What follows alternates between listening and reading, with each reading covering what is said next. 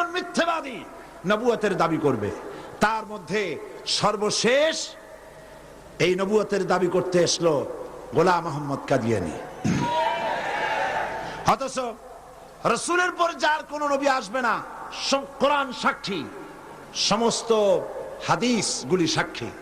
কোরআন শরীফের যত তাফসীর আছে, কাশাফ, বাইজাবি, তাবারি, কুরতুবি, রুহুল বায়ান, রুহুল মানি, খাজিন, দুররে মনসুর ফি জিলালিল কোরআন, জালালাইন, যত তাফসীর, আরবি তাফসীর পৃথিবীতে আছে, সমস্ত তাফসীর খাতামুন নবীনের তাফসীর করেছে। এরপরে আর কোন নবী আসবে না। একটি কথা মাঝখানে শোনায়নি, এই পৃথিবীতে খ্রিস্টান এবং ইহুদিরা যখনই মুসলমানদেরকে আক্রমণ করতে চেয়েছে কোনো ব্যাপারে, তখন মুসলমানদেরকে ব্যবহার করেছে।